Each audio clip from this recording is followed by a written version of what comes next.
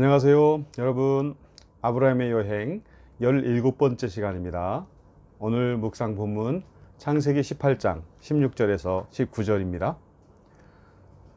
우리는 오늘 말씀 속에서 하나님께서 아브라함을 통해 이 세상 가운데 이루고자 하시는 계획들을 좀 더 구체적으로 알 수 있게 됩니다. 하나님의 계획은 무엇입니까? 첫 번째는 아브라함으로 하여금 큰 민족을 이루고 강대한 나라가 되게 하는 것입니다. 두 번째는 아브라함을 통해 천하 만민이 복을 받는 것입니다. 여기까지는 창세기 12장부터 하나님이 아브라함을 부르시며 주신 비전에 해당되는 부분이지요. 이 부분은 우리가 일반적으로 잘 알고 있는 내용들입니다. 그런데 오늘 말씀 속에는 그동안 아브라함에게 주셨던 비전 가운데 우리에게 약간 생소한 부분이 있어요. 다름 아닌 19절에 아브라함의 자손들이 여호와의 도를 지키는 것, 즉 공의와 정의를 행하게 하려고 아브라함을 선택하셨다는 부분입니다. 지금까지 하나님은 아브라함에게 4번 나타나셨고 그때마다 창대함에 대한 비전을 주셨습니다. 하지만 5번째가 되는 창세기 18장의 본문에는 우리에게 잘 알려진 내용과 함께 첨가된 내용이 있는 것이죠. 여호와의 도, 즉 정의와 공의입니다. 이 첨가된 부분을 연결하여 오늘 본문의 내용을 정리해 보면 다음과 같습니다. 아브라함은 강대한 나라가 될 것이다. 천하 만민은 그를 통해 복을 받게 될 것이다. 그 강대한 나라는 어떤 나라인가? 그 나라는 아브라함의 자손들로 이루어져 있으며 여호와의 도를 지켜 정의와 공의를 행하는 나라이다. 바로 이 나라를 통해 천하 만민이 복을 받게 될 것이다. 정리해보면 바로 이렇게 되는 것이요. 우리는 흔히 아브라함의 자손으로 이루어진 나라를 현재 이스라엘이라고 생각합니다. 육신의 혈통적인 면에서는 어느 정도 인정이 됩니다만 오늘날 그 이스라엘이 행하고 있는 모습을 보면 오늘 본문에서 하나님이 원하시는 정의와 공의를 행하여 천하 만민에게 복을 끼치는 그 나라와는 거리가 멀다는 것을 깨닫습니다.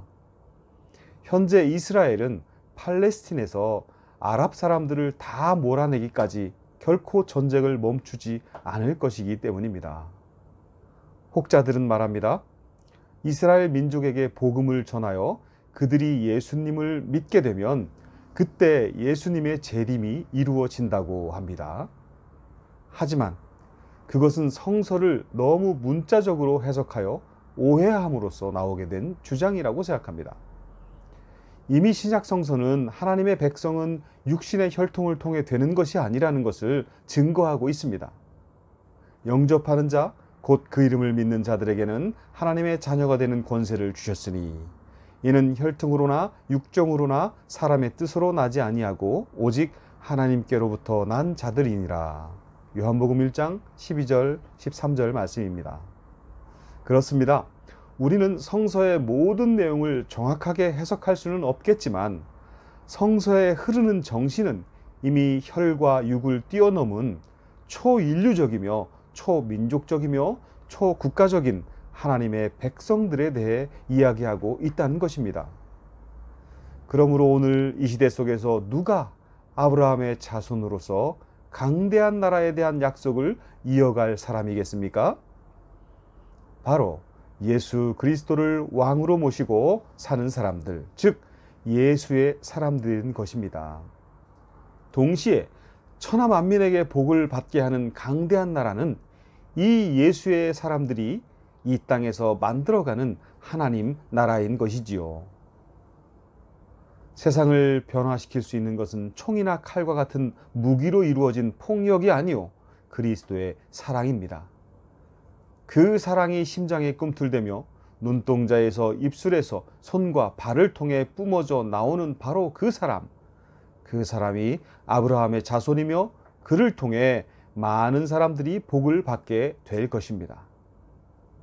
오 나의 왕이신 예수 그리스도시여, 당신의 사랑에 푹 젖어들게 하소서.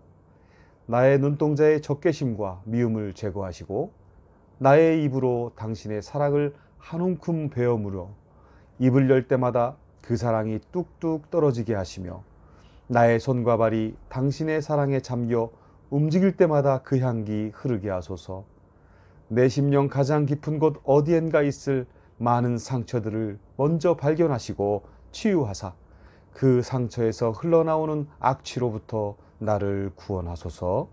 아멘. 죄인된 우리를 위해 십자가의 고난을 받으신 예수 그리스도의 사랑에 젖어 우리 주위 사람들에게 아브라함의 복을 끼치는 삶이 되시기를 진심으로 기원합니다.